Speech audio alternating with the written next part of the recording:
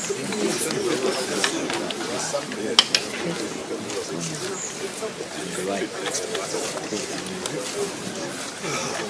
afternoon, are we ready?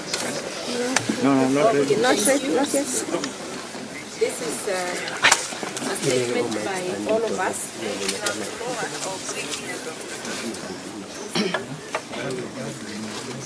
1 minute, one of us is just about to walk in. Good afternoon,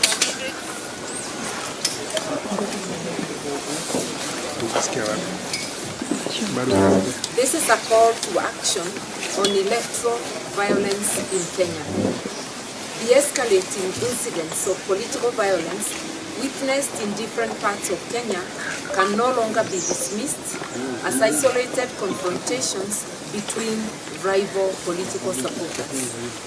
Taken together, they reveal a disturbing pattern that raises fundamental questions about the neutrality of our security institutions, the protection of constitutional freedoms, and ultimately whether Kenya is being adequately prepared for a peaceful, free, and credible general election in 2027.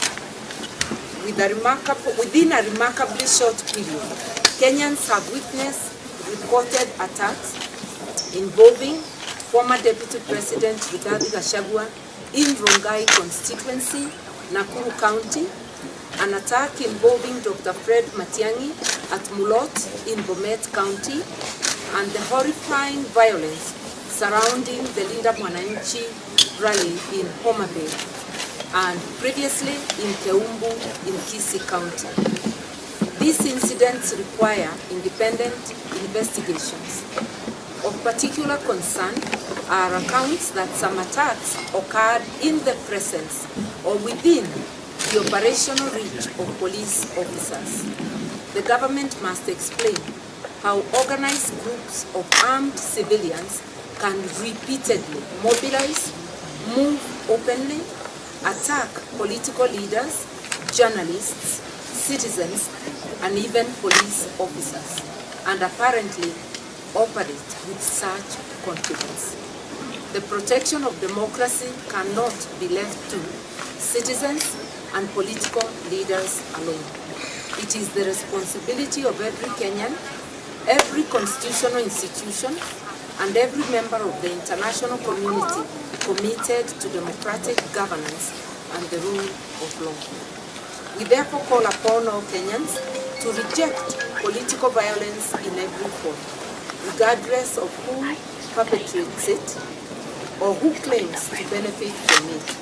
We urge religious leaders, civil society, the legal fraternity, professional bodies, the media, youth organizations, and the diplomatic community to stand united in defense of the Constitution and to resist any attempts to normalize intimidation, militia activity, or politically sponsored violence. We further call upon the Independent Electoral and Boundaries Commission to work closely with all relevant institutions to ensure that every Kenyan can vote freely, peacefully, and without fear.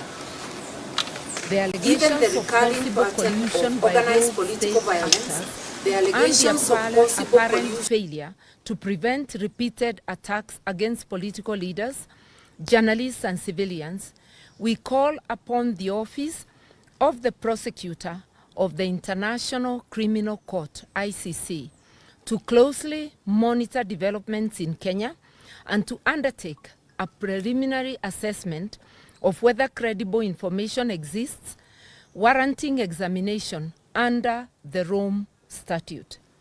Should evidence emerge demonstrating that widespread or systematic attacks against civilians are being organized, financed, directed, or tolerated by those in positions of authority, we urge the prosecutor to exercise the powers provided under Article 15 of the Rome Statute to initiate an investigation, especially against the person bearing the greatest responsibility,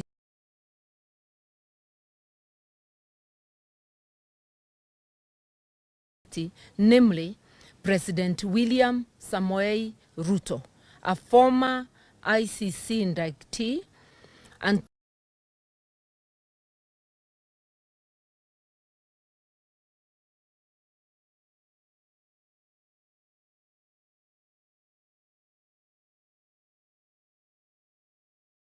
against him.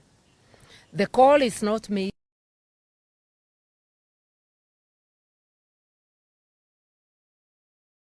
of any individual. It is made because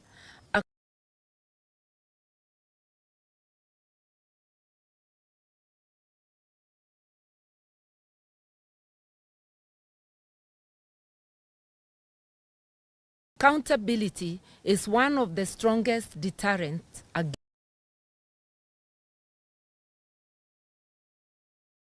political violence, and